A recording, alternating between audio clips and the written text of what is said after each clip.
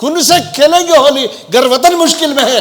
భారతదేశం దేశం కనుక కష్టంలో ఉంటే నేను నా రక్తంతో హోలీ ఆడతానని చెప్పాడు అష్ఫాకుల్లా ఖాన్, రామ్ ప్రసాద్ బిస్మిల్. వాళ్ళ దేశం, వాళ్ళ రక్తంతో నిర్మించబడిన దేశం ఇది. ముస్లిం లీగ్ దేశం కాదు, జమాత్ ఇస్లామీ దేశం కాదు, ఆర్ఎస్ఎస్ దేశం కాదు, ఎవరి దేశం కాదు ఇది. భారతదేశంలో ముస్లింలు అణిచివేస్తే నాకే అభ్యంతరం లేదు. వాళ్ళని శూద్రుల తరహాలో, ఈ మాట ఆయన వాడింది నేను కాదు, శూద్రుల తరహాలో హక్కులు లేకుండా చేస్తే నాకేం అభ్యంతరం లేదని ఆయన చెప్పాడు. భారతదేశానికి పాకిస్తాన్కి యుద్ధం వస్తే మౌదూదీ చెప్పాడు, మీకేమైనా అనుమానమా, వాళ్ళు పాకిస్తాన్ బలపరచాలని చెప్పాడు. మీరు వ్యతిరేకంగా మాట్లాడుతున్నారు, మీరు తప్పు మాట్లాడుతున్నారు, మీరు హిందూ మతానికి తప్పు వ్యతిరేకంగా మాట్లాడుతున్నారు, భారతదేశం విలువలకు వ్యతిరేకంగా మాట్లాడుతున్నారు. మీరు లేరు భారతదేశం జాతీయోద్యమంలో, మీకేం హక్కుంది ఇలా మాట్లాడడానికి అడుగుతాం. మేము మా ప్రాణాలు ఇవ్వడానికి, మా తల ఇవ్వడానికి సిద్ధంగా ఉన్నాం. నేను ముస్లిం సోదరులకు విజ్ఞప్తి చేస్తున్న ఈ యొక్క విజ్ఞప్తి దశాబ్దాల తరబడి ఐక్యత గురించి తన రక్తాన్ని ప్రాణాన్ని ఇవ్వడానికి సిద్ధపడిన వ్యక్తి చేస్తున్న విజ్ఞప్తిని మీరు అర్థం చేసుకోండి. ముస్లింలు 20 ఏళ్ళు వెనకబడ్డారని నేను చెప్తున్నాను, 20 కాదు, ఇవాళ కలుపుకుంటే 95 ఏళ్ళు వెనకబడ్డాం మనం. ఇంకా చెప్పాలంటే ఇంకా వెనక్కి వెళ్ళడానికి ట్రై చేస్తున్నాం మనం. కొంతమంది అయితే ప్రాఫిట్ కాలంకి వెళ్ళిపోవాలని, కాలం వెనక్కి వెళ్ళడానికి కాదు, ముందుకు వెళ్ళడానికి ఉంది.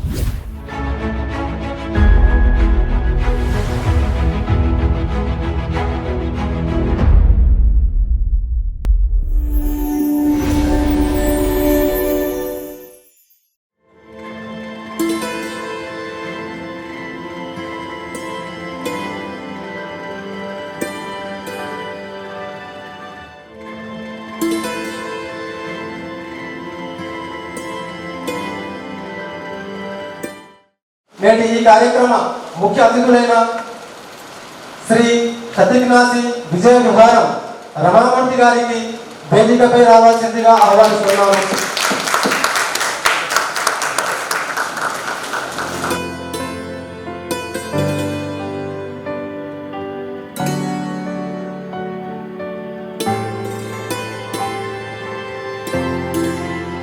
నేటి మన ఈ కార్యక్రమ ముఖ్య అతిథులు చీఫ్ గెస్ట్ శ్రీ హతిగ్నాసి విజయ విహారం రమణమూర్తి గారు ఈ కార్యక్రమాన్ని ఉద్దేశించి ప్రసంగించవలసిందిగా కోరుతున్నాను.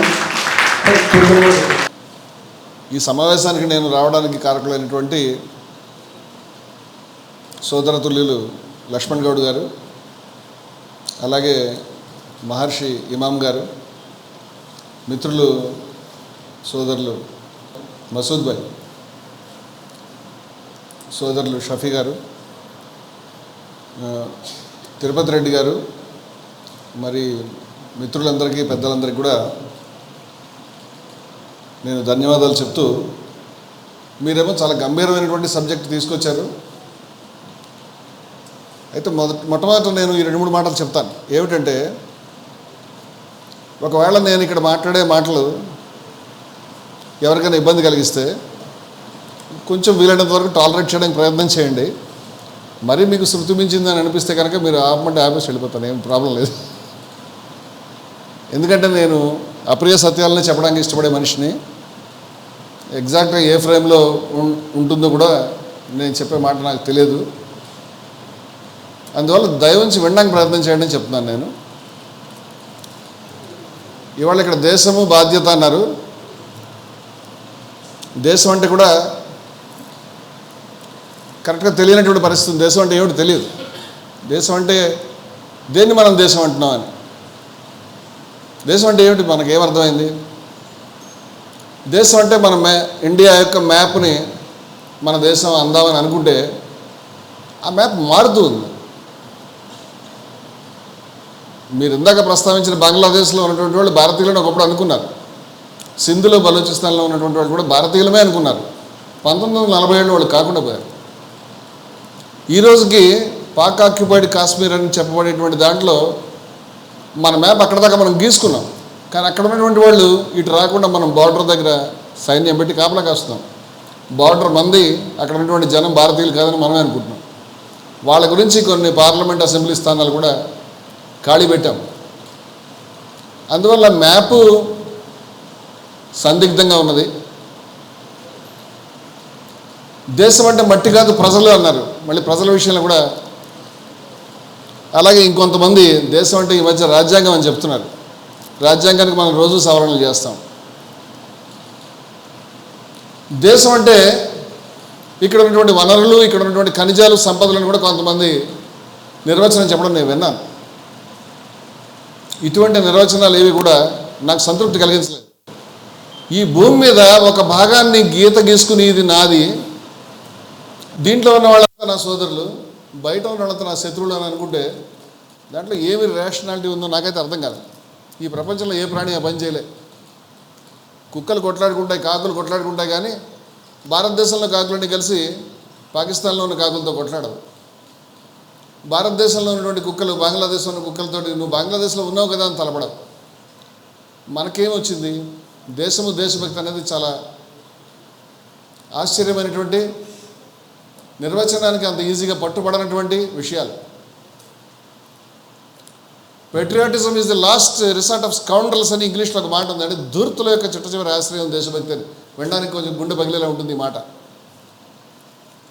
అంటే పేట్రియాటిజంని మనం నిర్వచించుకోవడంలో ఉంటుంది. గాంధీజీ ఏమని చెప్పాడంటే, నా దేశభక్తి అనేటువంటిది ప్రపంచంలో ఏ దేశంలో ఉన్నటువంటి ప్రజల్ని ద్వేషించడానికి ఏమాత్రం పనికొచ్చేది కాదు, సర్వమానవాళ్ళని ప్రేమించేది నా దేశభక్తి అని చెప్పాడు. మేము జయభారత్ సంస్థ 2000 నుంచి 2005 సంవత్సరం వరకు నేను విజయవిహారం అనే పత్రిక నడిపించాను. 2002 నుంచి జయభారత్ అనేటువంటి ఒక సంస్థ నడుస్తూ ఉన్నది. నేను దాని ప్రధాన కార్యదర్శిగా ఉన్నాను. జయభారత్ ఉద్యమం పేరు మీద ఇవాళ ఒక డజన్కు పైగా సంస్థలు నడుస్తున్నాయి, వివిధ రాష్ట్రాల్లో పనిచేస్తున్నాయి వివిధ ఆశయాలతో. మాకందరికీ కూడా దేశం అనేటువంటి విషయం మీద, దేశభక్తి అనే విషయం మీద కొంచెం భిన్నమైన నిర్వచనం ఉంది. అది మీ ముందు పెడదామని. మీకు పనికొస్తే తీసుకోండి, లేకపోతే లేదు. మేమేమనుకున్నామంటే, శతాబ్దాల తరబడి, సహస్రాబ్దాల తరబడి భారతదేశం ఏ విలువలకి ప్రాతినిధ్యం వహిస్తూ ఉన్నదో, వారు ఇందాక చెప్పారు తిరుపతి రెడ్డి గారు, దేన్ని ఆక్రమించలేదని. శాంతి, సహనము, కరుణ, మీరు లిస్ట్ చేస్తూ వెళ్ళండి. ఈ విలువలకి నిబద్ధం కావడమే దేశభక్తి అని మేము అనుకున్నాం. ఈ విలువలే దేశభక్తి, ఈ విలువలే దేశం అనుకున్నాం. మనం చేసే ఏ పని కూడా ఈ విలువలకు భిన్నంగా ఉండకూడదని మేము అనుకున్నాం. ఇది మా నిర్వచనం. ఈ నిర్వచనం చాలా తిక్కగా ఉందని ఎవరో అన్నారు. నాకు అభ్యంతరం లేదు. మేము కన్విక్షన్, మా మనసుకి ఏది నచ్చితే దానికే మేము నిబద్ధులమై ఉంటాం. అలాగే ఇవాళ దేశం చాలా సమస్యల మధ్య ఉన్నది. మన బాధ్యత ఏమిటి అనేటువంటి సమస్య వస్తున్నది. దేశం అంటే ఏంటో స్పష్టమైన తర్వాత దేశం పట్ల మన బాధ్యత కూడా దాని మీద ఆధారపడి ఉంటుందని మీ దృష్టికి తీసుకొస్తున్నాను. నేను దేశాన్ని గురించి చాలా కాలం నుంచి చాలామంది ఆలోచన పనులు బాధపడుతూ ఉన్నారు. పరిస్థితి తీవ్రంగా అయిపోయింది, ఏం చేయాలనేటువంటిది ఆందోళనలో ఉన్నారు. అసలు ఎక్కడ ప్రాబ్లం మొదలైంది తెలియదు. నేను మొన్న తలుచుకున్నాను, గతంలో చిరంజీవి నటించినటువంటి, మెగాస్టార్ చిరంజీవి నటించినటువంటి ఓ డబ్బింగ్ సినిమాలో ఆయన తన పేరు ఏంటని అడిగితే జీకే అని చెప్తాడు. సనాతన కేంద్రం వారు, ధర్మ పరిషత్, ప్రచార పరిషత్ వారిద్దరికి కూడా పనికొచ్చే మాట. జీకే అంటే ఏమిటంటే గీతా ఖురాన్ అని చెప్తాడు. ఆయన పేరు సినిమా చిరంజీవి సినిమా అంతా చెప్తాడు అన్నమాట. గీతా ఖురాన్, నా పేరు జీకే అని తిరుగుతుంటాడు. ఇవాళ అటువంటి డైలాగ్ ఒక హీరోకి ఒక సినిమాలో పెట్టగలుగుతారని నేను అనుమానిస్తున్నాను. గతంలో రామ్, రాబర్ట్, రహీమ్ అని, అమర్, అక్బర్, ఆంథోనీ అని, శంకర్, సలీం, సైమన్ అని ఇలాంటి రకరకాల సినిమాలు తీసేవాడు. ఇవాళ అటువంటి సినిమాలు భారతదేశంలో తీస్తారంటే ఖచ్చితంగా తీస్తే వాళ్ళ ఇంటి మీరు రాళ్ళదాడి జరుగుతుంది నాకు తెలుసు. బాలకృష్ణ, హరికృష్ణ కలిసి ఎన్టీ రామారావు గారు తన పిల్లల్ని హీరోల గురించి పరిచయం చేద్దామని మొట్టమొదటి ఇద్దరు కలిపి సినిమా తీశాడు. చాలామందికి తెలుసో తెలియదు, బ్లాక్ అండ్ వైట్ మూవీ. దాని పేరు రామ్, రహీమ్. దాంట్లో ఒక ఆయన హిందూ, ఒక ఆయన ముస్లిం. ఆ సినిమాలో ఎవడ హిందూ ఎవడ ముస్లిం నేను మర్చిపోయాను, కానీ సినిమా అయితే అది. గతంలో చాలా సినిమాల్లో ఒక హీరో హిందువుగా, ఒక హీరో ముస్లింగా ఉండడం, దానికి సంబంధించినటువంటి సీన్లు ఉండడం. ఏదో పాత హిందీ సినిమాలు నేను చూశాను, కత్తులు పెట్టుకుని విలన్స్ దాడి చేస్తే ఒక ఆయన గీత, ఒక ఆయన ఖురాన్ చదువుకుంటూ నిద్రపోతారు. అమితాబ్ బచ్చన్, వినోద్ ఖన్నా అనుకుంటారు. వాళ్ళని పొడి చేస్తే వాటికి గుచ్చుకుంటుంది, అమ్మాయి మిమ్మల్ని కాపాడే అనుకుంటారు, వాళ్ళకేం దెబ్బ తగలదు. ఇలాంటి సింబాలిక్ షాట్స్ తీసేవారు. ఇవాళ తీయగలుగుతామా? మహమ్మద్ రఫీ గారు పాట ఒకటి ఉంది, మీరు విన్నారో లేదో నాకు తెలియదు. తు హిందూ బనేగా నా ముసల్మాన్ బనేగా, इंसान की औलाद है इंसान बनेगा. సాహిర్ లూధియాని అనేటువంటి మహానుభావుడి యొక్క పాట. నువ్వు హిందువువి కాదు, హిందువు అవ్వక్కర్లేదు, నువ్వు ముస్లిం అవ్వక్కర్లేదు, మనిషి అయితే చాలరా బాబు అని. ఇవాళ అలాంటి పాట పెడితే అతన్ని దేశద్రోహి, anti national, anti Hindu, anti Muslim, ఇంకా ఏమైనా యాంటీలు ఉంటే అవన్నీ పెట్టి సెడిషన్ కేసు పెట్టి లోపలేస్తారేమో నాకు అనుమానం. ఇవాళ మనం ఆ పరిస్థితికి వచ్చాం. ఇవాళ మన కళ్ళు చాలా ఆశ్చర్యంగా వెతుకుతూ ఉన్నాయి. ఈరోజు పేపర్లో చూసిన తర్వాత ప్రతిరోజు కూడా మనకి క్రైమ్ పేజీలో చాలా వార్తలు కనిపిస్తాయి.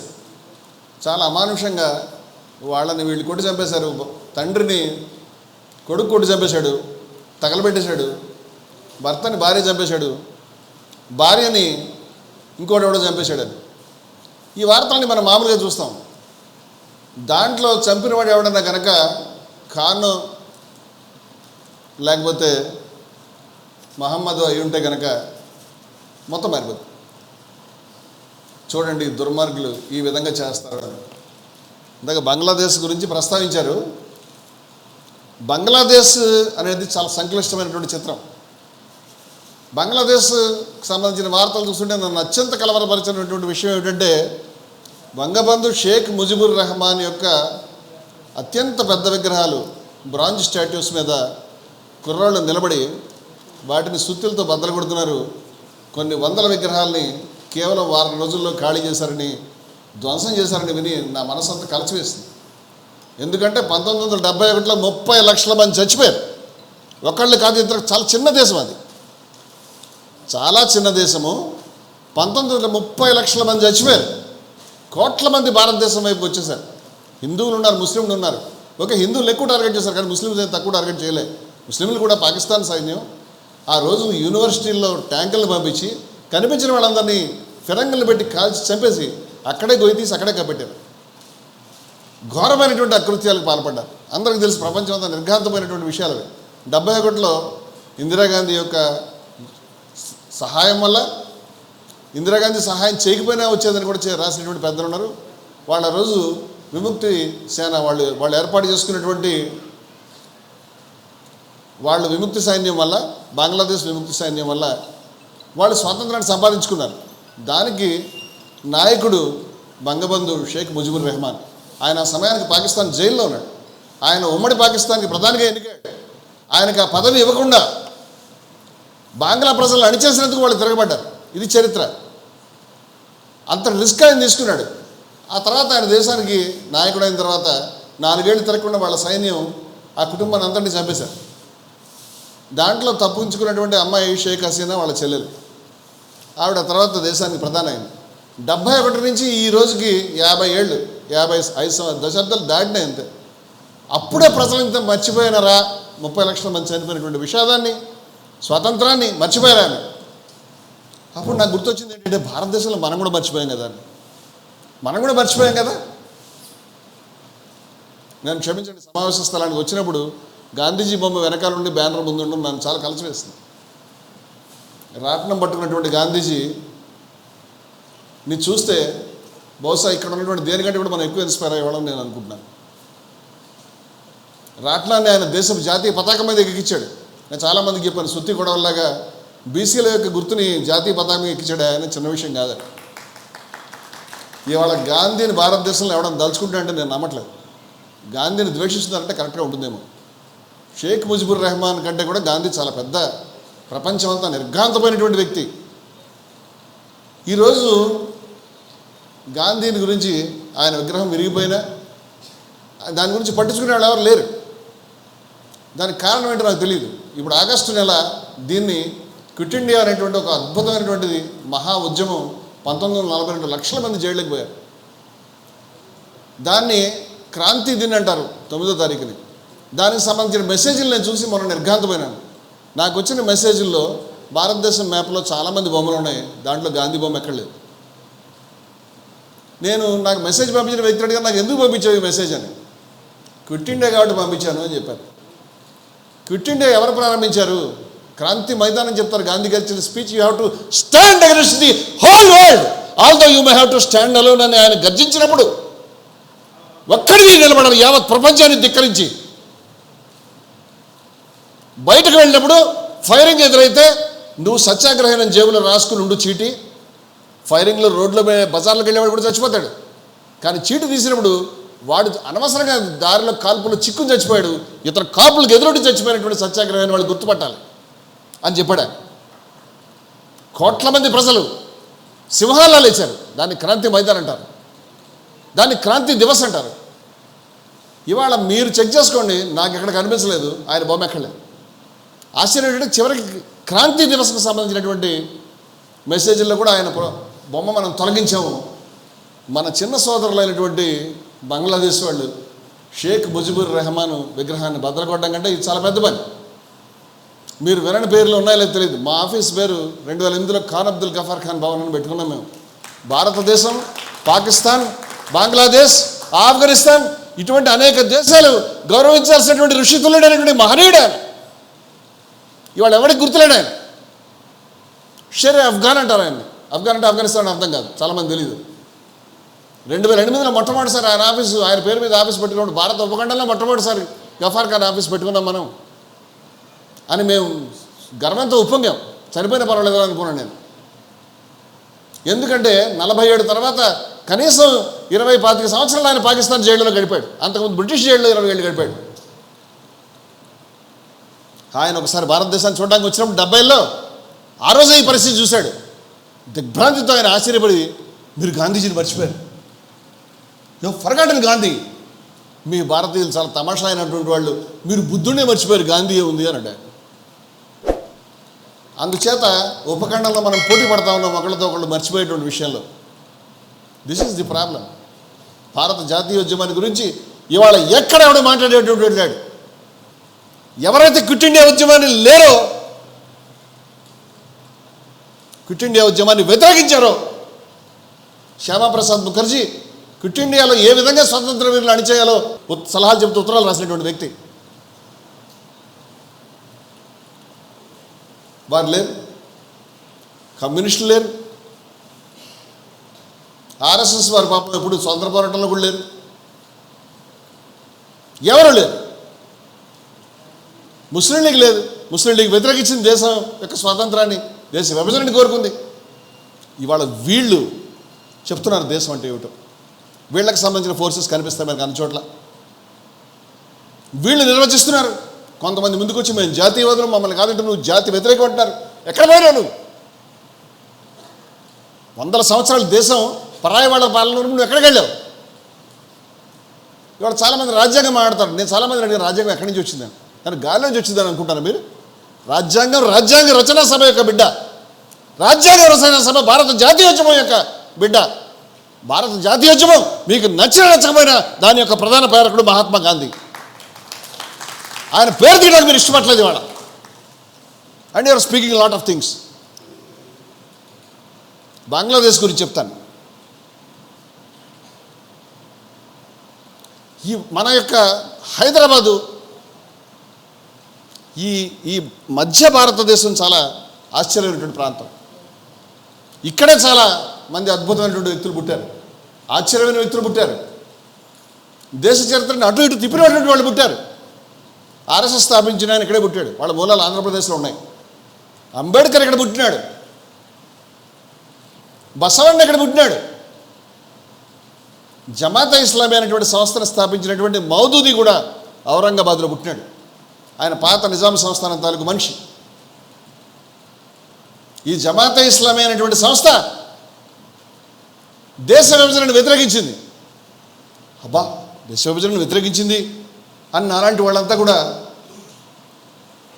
గొప్ప సంస్థ అనుకుంటే ఆయన ఏమని చెప్పాడంటే, దేశాన్ని విభజించి మీరు వెళ్ళిపోతే ఈ మిగతా వాళ్ళని ఎవరు కన్వర్ట్ చేస్తారని అడిగాడు. అందుకు వ్యతిరేకించాడు. దేశం విభజించిన తర్వాత ఆయన తన అభిప్రాయాన్ని మార్చుకుని పాక్ అంటే పవిత్ర అని అర్థం. ఇది పవిత్ర భూమి, పవిత్ర దేశం కాదు, నా పాక్, దీన్ని పవిత్ర దేశం నేను చేస్తాను అని అక్కడికి వెళ్ళాడు. మీకు ఆశ్చర్యకరమైన విషయాలు చెప్తాను. ఇవాళ పాకిస్తాన్ చెప్పబడేటువంటి ప్రాంతంలో ఎవరైతే ప్రజలు ఉన్నారో వాళ్ళు పాకిస్తాన్ని చాలా మటుకు కోరుకోలేదు. సాధికారికంగా విషయం చెప్పగలుగుతాను. 1946లో ఎన్నికలు పెడితే 98% ముస్లింలు ఉన్నటువంటి నార్త్ వెస్ట్ ఫ్రాంటియర్ ప్రావిన్స్ వాయవ్య సరిహద్దు రాష్ట్రాల్లో ముస్లింలకి డిపాజిట్లు కూడా దక్కలేదు.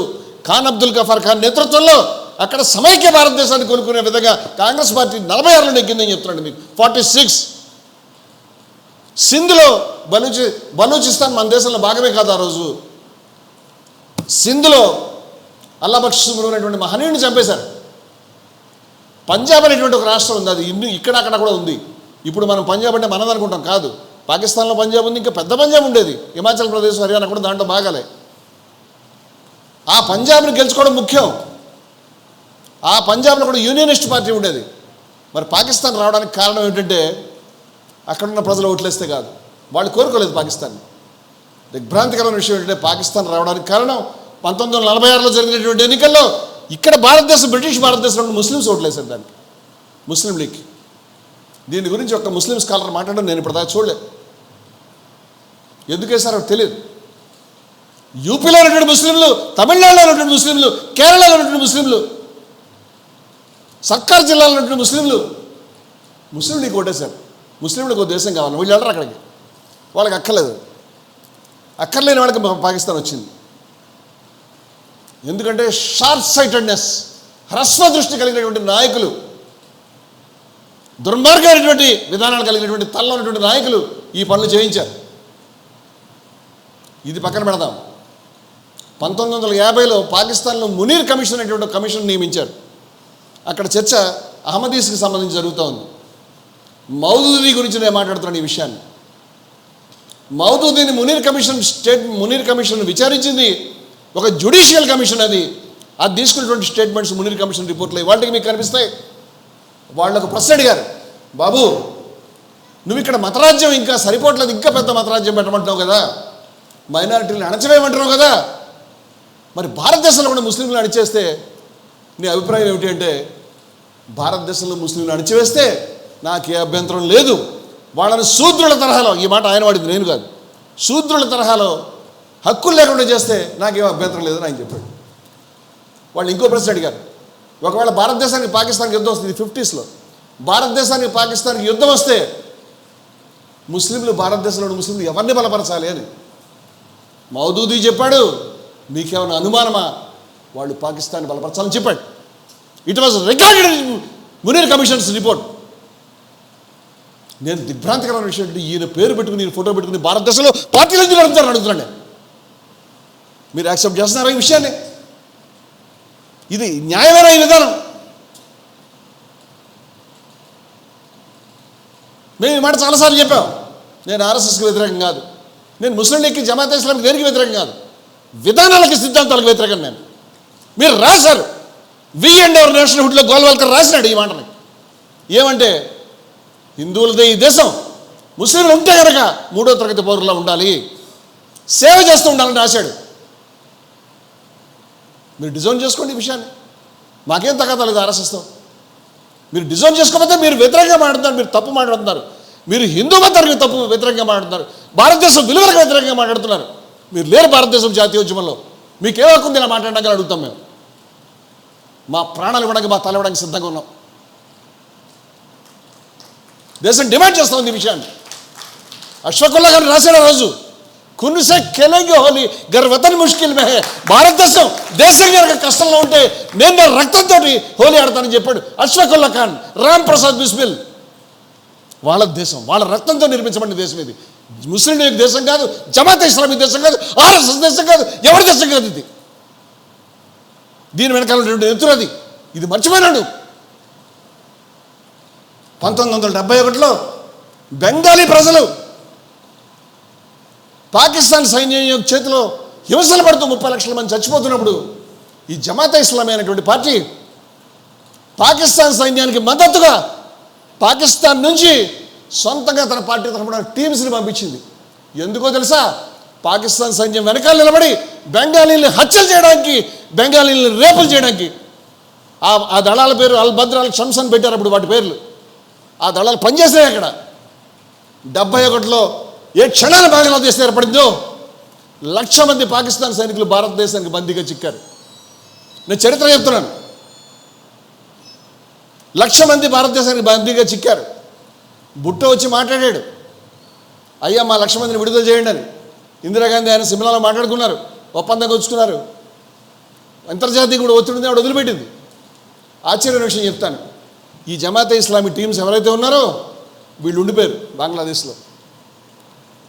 వాళ్ళు వెనక్కి పాకిస్తాన్ వెళ్తే తీసుకెళ్ళండి అంటే పాకిస్తాన్ మాకు అక్కర్లేదని చెప్పింది.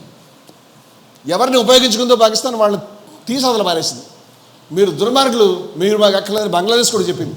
నాకు తెలిసి మొన్నటి వరకు లేదా బహుశా ఇవాళ వరకు కూడా వాళ్ళు ఐక్యరాజ్య సమితి యొక్క శరణార్థి శిబిరాల్లో ఢాకా నగరంలో ఉంటున్నారు. చాలామంది తెలియదు వాళ్ళు ఏ దేశ పౌరులు కాదు. మతతత్వం మన ఎక్కడ తీసుకెళ్తుందో మీరు గమనించండి. ఇవాళ బంగ్లాదేశ్లో జరుగుతున్నటువంటి పరిణామాలు, షేక్ హసీనా చాలా గొప్ప డెవలప్మెంట్ చేసింది. ఓకే, భారతదేశం కూడా గొప్ప తలసరి ఆదాయం తీసుకొచ్చింది, చాలా గొప్ప పనులు చేసింది. అది ప్రజలకు సరిపోదు. ఆవిడ ఎన్నికలు పెట్టింది. ఇక్కడ పక్కన ఉన్న ఆంధ్రప్రదేశ్లో మొన్న కొన్ని నెలల క్రితం ఎన్నికలు జరిగినప్పుడు 2 పార్టీలు కొట్టుకున్నాయి. ఓ పార్టీ, ఏ పార్టీ అయినా వాళ్ళే నెగ్గుతామని అనుకున్నారు. ఓ పార్టీ నెగ్గింది, మరో పార్టీ ఓడిపోయింది. ఆ తర్వాత అక్కడ విధ్వంసం కొట్టుకోవడం జరుగుతుందని మనం చూస్తున్నాం. కానీ అక్కడ బంగ్లాదేశ్లో 2 పార్టీలు పోటీ చేయలే. రెండో పార్టీని బ్యాన్ చేశారు. బిఎన్పి అనేటువంటి పార్టీని బ్యాన్ చేశారు, జైల్లో పెట్టారు, ఎన్నికలు పెట్టారు. ఆ ఎన్నికల్లో హసీనా నెగ్గింది.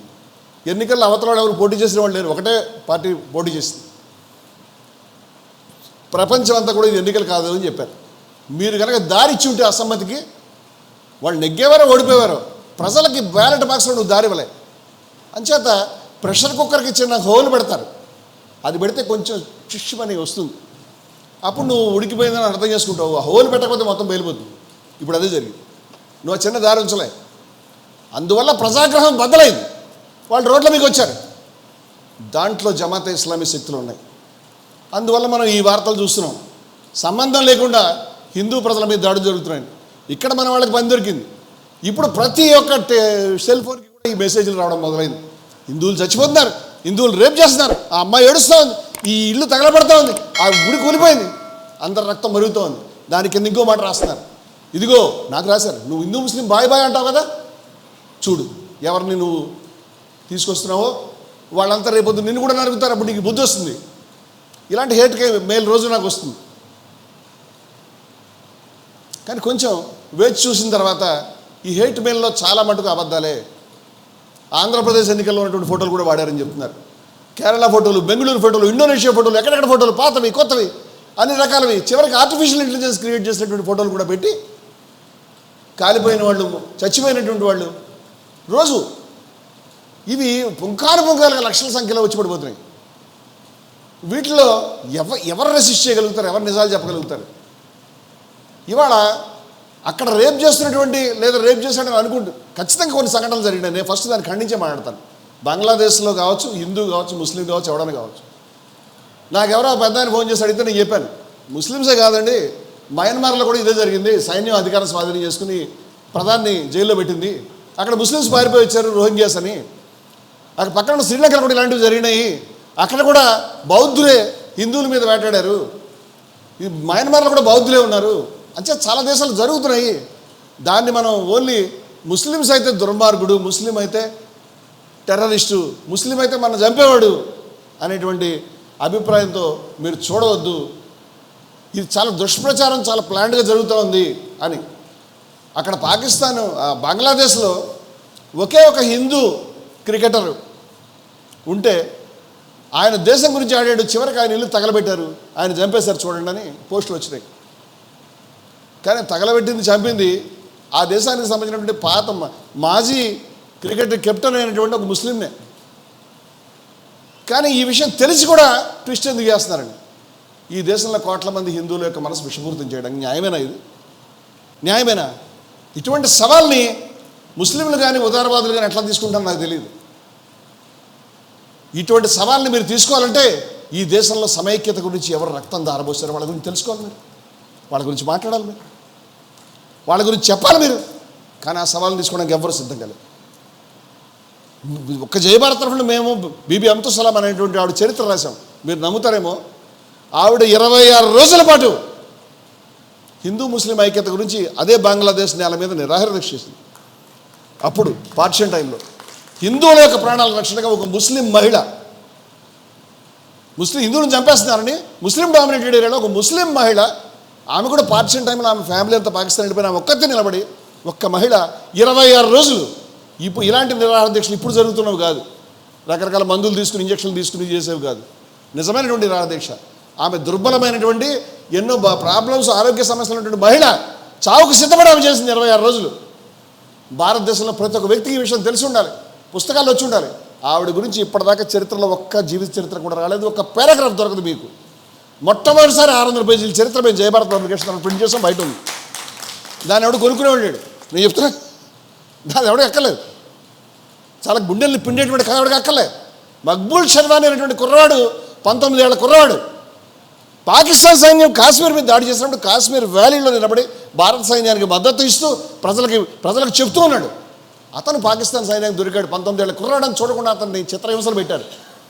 అతన్ని సిలువ ఎక్కించి సిలువ వేశారు. ఆశ్చర్యం, వాళ్ళు ఎందుకు పనిచేశారు నాకు తెలియదు. అతన్ని మేకులు కొట్టి సిలువ వేశారు. 19 ఏళ్ల కుర్రవాడిని కింద పాకిస్తాన్ సైన్యం నిలబడి పాకిస్తాన్ జిందాబాద్ అని చెప్పారు. ఆ కుర్రాడు సిలువ మీద నిలబడి విలవిలలాడుతూ రక్తం వస్తున్నప్పుడు ఆ మాట చెప్పకుండా హిందూ ముస్లిం ఐక్యత వారు దిల్లాలని చెప్పాడు. అతని బాడీలో 14 బుల్లెట్లు ఉన్నాయి. భారతదేశ సైన్యం 3 రోజుల తర్వాత వచ్చి ఆ బాడీని దింపింది. ఈ కథ భారతదేశంలో ప్రతి ఒక్కటి తెలియాలి. పాఠ్యాంశాలు లేదు అక్కడ. ఇలాంటి కథలు నేను 100 చెప్తాను, 10 కాదు. You have forgotten your roots. మన యొక్క చరిత్రని, మన గురించి నెత్తురు ఎవరు తారపోసాడు, మన కాళ్ళ కింద ఎవరి నెత్తురుందో మనం మర్చిపోయినాం. ఇది బాధ్యత, దీన్ని గుర్తుపెట్టుకోవడం బాధ్యత. ఈ బాధ్యత ముస్లింలకు గుర్తులేదు, ఈ బాధ్యత హిందువులకు గుర్తులేదు. ఔరంగజేబు దుర్మార్గుడిని హిందూ మతోన్మాదులు ప్రచారం చేస్తారు. ఆయన చాలా గొప్పవాడు అని జమాత్ ఇస్లాం వాళ్ళు పుస్తకాలు వేస్తారు, కమ్యూనిస్టులు కూడా వేస్తున్నారు. అసలు ఫస్ట్ కమ్యూనిస్టులు వేశారని నాకు కంప్లైంట్. దారాషికో పుస్తకాన్ని వేసేవాడు మేము వేసాం. దారాషికో భారతదేశానికి మొదటి చక్రవర్తి అయి ఉంటే భారతదేశ చరిత్ర వేరే రకంగా ఉండేది. ఆయన ఉపనిషత్తుల్ని పరిశీలనలోకి ట్రాన్స్లేట్ చేసినటువంటి వ్యక్తి. ఇవాళ మీరు చేస్తున్న సనాతన కేంద్రం వరకుని ఆ రోజే చేసినటువంటి వ్యక్తి. దురదృష్టవశాత్తు ఆయన భారతదేశం ప్రొడక్ట్. ఆయన అక్బర్ భారతదేశం ప్రొడక్ట్. అది ఎవరికి అక్కర్లేదు. హిందూ మతోన్మాదులకు అక్కర్లేదు, ముస్లిం మతోన్మాదులకు అక్కర్లేదు. మనం ఎక్కడున్నాం? భారతదేశం గురించి బాధ్యత మీరు తెలుసుకోవాలంటే ఫస్ట్ నిర్వచించుకోండి, తెలుసుకోండి, మాట్లాడండి, చదవండి. నమ్మడం మానేంటి కనిపిస్తున్నటువంటి బయట కనిపించేటువంటి దరిద్ర ప్రచారాలను. ఎంత దౌర్భాగ్య స్థితిలో దిగజారామంటే గాంధీజీ హత్యలో భాగం ఉందని బోనెక్కినటువంటి సావర్కర్ బర్త్డే రోజు మన పార్లమెంట్ ఓపెన్ చేసుకున్నటువంటి దౌర్భాగ్య పరిస్థితికి మనం దిగజారాం. నెహ్రూ గారు 2 గారు చీలిపోయినటువంటి ప్రపంచాన్ని 2 super powers America and Russia 100 దేశాలని ఒక తాటి మీదకి తీసుకొచ్చి అలీరోజమని నిర్మించాడు. పలస్తీనా దగ్గర నుంచి, ఆఫ్రికా దేశాల దగ్గర నుంచి, ఈస్ట్ ఆసియా దగ్గర నుంచి ఎక్కడికి పోయినా భారతదేశాన్ని గుర్తుపట్టారంటే అది ఆయన వర్క్ వల్ల. ఇవాళ నెహ్రూ అంత దుర్మార్గం నాకు తెలిసి భారతదేశంలో ఎవరికి లేదు, అంత చెడ్డ పేరు. ఆయన వివేకానందుడు చెప్పాడు, సముద్రంలో మట్టి అంత సరిపోదు, మీరు మా మీద వేసిన మట్టి అని. ఇవాళ గాంధీ మీద, నెహ్రూ మీద చెప్పినటువంటి అబద్ధాలు ప్రచారమైనటువంటి మట్టి మనం చూస్తే అసలు చరిత్రలో ఇంత దుర్మార్గంగా చేస్తారనిపిస్తుంది నాకు. అందరికీ అబద్ధాలు చెప్పారు, దళితులకు అబద్ధం చెప్పారు, ప్రతి ఒక్కరికి అబద్ధం చెప్పారు. దేశం పట్ల మన బాధ్యత ఏమిటో వెతుక్కోకుండా ఈ కాగితంలోనే ఈ నిర్వాహకులు రాశారు. ఏమనంటే అనైక్యత, అనైతికత, అనైక్యత అని. అనైక్యత మనకు 2 రకాలుగా ఉంది. మత విద్వేషం వల్ల ఉంది, కులం వల్ల ఉంది. కుల అసమానతల వల్ల ఉంది. దేశంలో కేవలం కొంతమంది మాత్రమే దేశంలో వనరుల మీద, రాజకీయమైనటువంటి, ఆర్థికమైనటువంటి అన్ని విషయాల మీద ఆధిపత్యం చెలాయించడంలో ఉంది. దేశంలో మనకు సంబంధం గ్లోరీ గురించి మనం ఏదో తలుచుకుంటున్నాం, భాష్యాలు చెప్పుకుంటున్నాం. నేను మీ నిర్వచనంలో ఫిట్ అవుతానో తెలియదు. నేను దైవాన్ని పర్సీవ్ చేయలేను, నేను అజ్ఞేయవాది. హిందూ మతంలో కేవలం ఆస్తికులు మాత్రమే లేరు. హిందూ మతంలో ద్వైతులు, అద్వైతులు, విశిష్టాద్వైతులు, ద్వైతాద్వైతులు, నాస్తికులు, అజ్ఞేయవాదులు అందరూ హిందువులే. ఆమె హిందూ, మీ నిర్వచనంలో మేము రావు. ఇది భారతదేశం, అందరికీ చోటు ఉంది. ఋగ్వేదంలోనే అజ్ఞేయవాదం సూక్తాలు ఉన్నాయి, దర్శనాల్లో ఉన్నాయి. నేను చెప్పగలుగుతాను. ఈ సమయం కాదు, స్పేస్ సరిపోదు. ఒక ఫ్రేమ్లో పెట్టే ప్రయత్నం మమ్మల్ని చేయొద్దు. ఇది మార్గం కాదు. I'm very sorry. Too much religiosity is not the way. Search for the roots of unity. మన మధ్య ఐక్యత ఎక్కడ దారులనే వెతకండి. For the roots of liberalism. మీరు చెప్పినటువంటి మాట స్వామి వివేకానందుడు చెప్పాడు. It is not the tolerance, it is acceptance. నేను ఆ మాట it was declaration of Swami Vivekananda. ఉన్హోనే బతాయా హై. నేను ఏ మతాన్ని కాదు, నేను ఆ మతాల్ని సహించడం అంటే సహనం అంటే సహిస్తాను, నచ్చని విషయం సహిస్తాం. నాకు నచ్చనిది ఏమీ లేదు. నేను ముస్లిం, నేను క్రైస్తవుడు అని చెప్పుకున్నాడు ఆయన. మతాల యొక్క మూలసూత్రాలు అదే చెప్తున్నాయి. క్రీస్తు అంటే మీరు ఇలా క్రాస్ చేసుకుంటూ ప్రార్థన చేస్తే క్రీస్తు అంగీకరించడు. క్రీస్తు ఎలా అంగీకరిస్తాడు? బైబిల్లో రాశాడు. క్రీస్తు ఏం చెప్పాడంటే నా వెంబడి సిలువను తీసుకొని వచ్చినటువంటి వాడే నా వాడు అని చెప్పాడు ఆయన. అవునా కదా? ఖురాన్లో కూడా రాశారు. తూర్పుకి పడమరకి ముఖాలు తిప్పితే కాదు అని ఆయతులు రాశారు. తూర్పుకి పడమరకి ముఖాలు తిప్పితే కాదు, బాటసారుల గురించి, అనాథల గురించి, స్త్రీల గురించి, పసివాళ్ళ గురించి నీ యొక్క అత్యంత ప్రియమైన ధనాన్ని వెచ్చించమని చెప్పారు. అత్యంత ప్రియమైన ధనం అంటే ఏమిటి? అత్యంత ప్రియమైన ధనం? డబ్బు ఉంది నా దగ్గర 500 రూపాయల నోట్లు ఉన్నాయి. ఈ 500 రూపాయల నోట్ల కట్టలో ఈ నోటు ప్రియమైనది, ఈ నోటు అప్రియమైనది చెప్పగలుగుతామా? అన్ని సమానమే కదా. అంటే వాళ్ళు డబ్బు గురించి మాట్లాడట్లేదు. మీకు అత్యంత ప్రియమైన ధనం మీ ప్రాణమే. మీ ప్రాణాన్ని వెచ్చించాలి. ఎవరి గురించి? బాటసారి గురించి, ఆపదలో ఉన్నవాడి గురించి, సత్యం గురించి మీరు పోరాడాలని చెప్తా ఉంది ఖురాన్. అలా బాటసారి గురించి పోరాడేటప్పుడు ఆ బాటసారి హిందువా, ముస్లిమా, కాపా, కమ్మోడా, దళితుడా అది చూడమని చెప్పలే. ఆపదలో ఉంటే పోరాడమని చెప్పింది. ఇవాళ మనం ఏం చేస్తుంటే మనోడా కాదా చూస్తున్నాం. అవునా కదా? మనోడా కాదా? ఇది కాదు, ఇది ఎవరు చెప్పలే. హిందూ సనాతన ధర్మాలు రెండింటికి కూడా లోపలికి వెళ్తే వేళ్ళు లేవు, కానీ విలువలకు వేళ్ళు ఉన్నాయి. విలువలు మాట్లాడే మేమంతా కూడా భూతేషు వితించిన ధీరా సమస్త ప్రాణులు ఎందుకు చూసినటువంటి వాళ్ళు ప్రత్యాస్మే లోకాది అమృతాభవంతి అని చెప్పింది ఉపనిషత్తు. ఈ లోకాన్ని దాటి వెళ్ళి అమృతులు అవుతున్నారు అని చెప్పింది. సమస్త ప్రాణుల్లో దైవాన్ని చూడడం గురించి మాట్లాడింది భారతదేశం. ఈ యొక్క ధర్మం గురించి మాట్లాడలే, ఒక సెక్షన్ గురించి మాట్లాడలే, ఒక మనిషి గురించి మాట్లాడలేదు. మజహబ్ నహీ సిఖాతా ఆపస్ మే బైర్ రఖనా హిందీ ఏ హమ్ అని చెప్పినాడు ఆయన. జై హింద్ అనేటువంటి నినాదం ఇచ్చినాడు మన హైదరాబాద్ ఇక్కడి నుంచి పుట్టినటువంటి వాడే మన అబిద్ హసన్ చెప్పినాడు. ముస్లింల రక్తం లేకుండా ఒక్క యుద్ధం గెలవలేదే మనం. ఇవాళ మనం కాదు ఇది హిందువులని చెప్తున్నాం. ముస్లిం అనుమాన పడుతున్నాడు. ఏం చేయాలి తెలియటువంటి అగమ్య గోచరంలో ఉన్నాడు. ఒక్కడు లేడు వాళ్ళని ప్రాపర్గా వాళ్ళని లీడ్ చేయడానికి. హిందువుల్ని కూడా లేడు, ఎవరు లేరు. నేను ముస్లిం సోదరులకు విజ్ఞప్తి చేస్తున్న ఈ యొక్క విజ్ఞప్తి దశాబ్దాల తరబడి ఐక్యత గురించి తన రక్తాన్ని ప్రాణాన్ని ఇవ్వడానికి సిద్ధపడిన వ్యక్తి చేస్తున్న విజ్ఞప్తిని మీరు అర్థం చేసుకోండి. ముస్లింలు పుట్టించవలసింది రిఫార్మేషన్లు పుట్టించాలి. హిందూ మతంలో చాలా మురికి మకిలి ఉన్నాయి, మీకు తెలియదు. ఎంతమంది పుట్టారో మేము చెప్పలేము. నేను 5000 సంవత్సరాల కుల వ్యతిరేక పోరాట చరిత్రను రాశాను 2005లో. 5000 సంవత్సరాల నుంచి పోరాడుతున్నాం మేము. ఎంతమంది సంస్కర్తలు పోరాడారు, ఎంతమంది పోరాడారు మీకు తెలియదు. ఇవాళ కొంచెం మురికి వదిలింది. గాంధీ కావచ్చు, అంబేద్కర్ కావచ్చు, ఈశ్వరచంద్ర విద్యాసాగర్ కావచ్చు, కందుకూరి వీరేశలింగపంతులు కావచ్చు, పూలే కావచ్చు, నారాయణగురు కావచ్చు, బసవಣ್ణ కావచ్చు. ఈ పేరుకు అంతుబంతు లేదు. నేను మొన్న హిందూ సమ్మేళనం పెట్టినప్పుడు దాని మీద 70 మంది బొమ్మలు పెట్టాను. ఒక్క మనిషిని చూపించండి ఇస్లాంలో. You don't have reformers. ఆయన ఒక్కడే ఉన్నాడు ఆ విద్య గురించి పోయినటువంటి మహానుభావుడు. ఇంకెవరు రాలేదు. మీరు ఆలోచించట్లేదు. మీరు ఎంతసేపు సూత్రాల చుట్టూ తిరుగుతున్నారు. ఆ రోజు జవహర్లాల్ నెహ్రూ చెప్పినాడు, ఆయన కూడా అత్యంత మిత్రుడు. మీరు ఆ విషయంగా అర్థం చేసుకోండి. ముస్లింలు 20 ఏళ్ళు వెనకబడ్డారని నేను చెప్తున్నాను. 20 కాదు, ఇవాళ కలుపుకుంటే 95 ఏళ్ళు వెనకబడ్డాం మనం. ఇంకా చెప్పాలంటే ఇంకా వెనక్కి వెళ్ళడానికి ట్రై చేస్తున్నాం మనం. కొంతమంది అయితే ప్రాఫిట్ కాలంకి వెళ్ళిపోవాలని. కాలం వెనక్కి వెళ్ళడానికి కాదు, ముందుకు వెళ్ళడానికి ఉంది. సూత్రాన్ని ధర్మాన్ని తీసుకుందాం, వెనక్కి వెళ్ళొద్దు మనం. ఇవాళ మనం రిఫార్మిస్టులు పుట్టించుకోవాలి, ఆలోచన చేయాలి, హేతుబద్ధంగా ఆలోచన చేయాలి. దీని గురించి మాట్లాడడానికి చాలా ప్రయత్నాలు జరుగుతూ ఉన్నాయి. వీటి పట్ల వివేచన చేయండి. ఏది విద్వేషం ఏది కాదని ప్రతి ఒక్క మాటని, ప్రతి ఒక్క సూత్రాన్ని పట్టి చూడండి. నిజమైనటువంటి చరిత్ర ఎక్కడుందో వెతకండి. భారతదేశ ప్రజల మధ్య ఐక్యత గురించి ప్రయత్నం చేయండి. కులానికి వ్యతిరేకంగా పోరాడడానికి మీ జీవితాన్ని అర్పించండి. మహిళల యొక్క విముక్తి గురించి పోరాడడానికి జీవితాన్ని అర్పించండి. ఆదివాసుల గురించి జీవితాన్ని అర్పించండి. హిందూ ముస్లిం ఐక్యత గురించి, సమస్త ప్రజల ఐక్యత గురించి పోరాడడానికి మీ జీవితాన్ని అర్పించండి. విద్వేషానికి వ్యతిరేకంగా పోరాడడానికి అర్పించండి. స్వామి వివేకానంద గారు చెప్పాడు, ఆయన వేదాంతం అనండి, అద్వైతం అనండి, ఉపనిషత్తు పేర్లు ఇవన్నీ కూడా. అది మతం కాదు, అది the religion of future enlightened humanity. భవిష్యత్తులో వికసిత మానవాళి యొక్క మతం అని చెప్పాడు ఆయన. ఇవాళ మతం కాదు అది. మొత్తం అంతటిని కూడా సమస్త సృష్టిని కూడా దైవంగా చూసేటువంటి స్థితి ఏదైతే ఉన్నదో, దాంట్లో తను కూడా దైవంగా చూసుకునే స్థితి ఏదైతే ఉన్నదో, the religion of future enlightened humanity. హిందువులు దానికంటే ముందు చేరుకున్నారు. మిగతా మతాలు చేరుకోలేదు. ఎందుకంటే మీరు వరి కాకండి, హిందువులు ముందర ప్రయాణం ప్రారంభించారు. నా మాటలు కాదు, వివేకానందుడి మాటలు ఇవన్నీ. కానీ అన్ని మతాలు చివరికి అక్కడికే చేరుకుంటాయి అని చెప్పాడు ఆయన. చెప్పి ఇంకో మాట చెప్పాడు, ఇవాళ సమస్త ప్రాణుల్లో దైవాన్ని చూసేటువంటి మనస్తత్వం హిందువుల్లో ఎక్కడైనా ఉందా అని చెప్పి, హిందువుల్లో మాత్రం లేదు అని చెప్పాడు వివేకానందుడు. ఇంకో మాట చెప్పాడు, ఎంతో కొంత ముస్లింల్లో ఉంది అని చెప్పాడు. అందుచేత భారతదేశానికి వేదాంత మేధస్సు ఇస్లాం శరీరం కావాలని చెప్పాడు ఆయన. వేదాంత బ్రెయిన్ అండ్ ఇస్లాం బాడీ. అందుచేత వివేకానందుడి విగ్రహం ఎవరన్నా పెడితే వాళ్ళు అడగండి, దీని కింద రాయండి ఆయన యొక్క ప్రధానమైన సిద్ధాంతాన్ని, వేదాంత మేధస్సు ఇస్లాం శరీరం అని రాయండి. అది రాయకుండా ఎందుకు పెడుతున్నావు?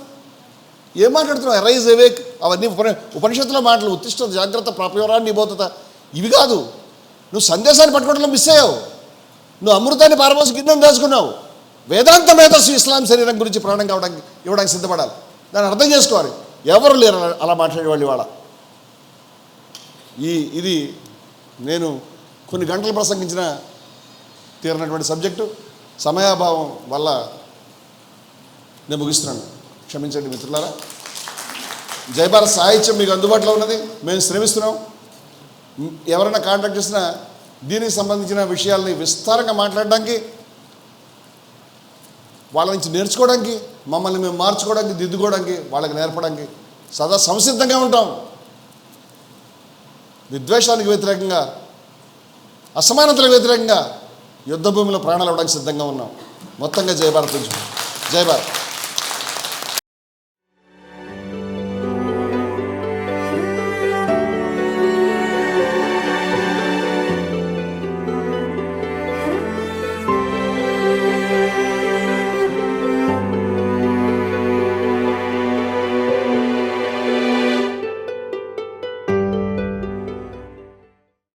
మీ ఆలోచనల్ని మరింత సంపద్వంతం చేయగల ఈ పుస్తకాల్ని మీరు చదివారా? ప్రతులకు జై భారత్ పబ్లికేషన్స్ 9848030089.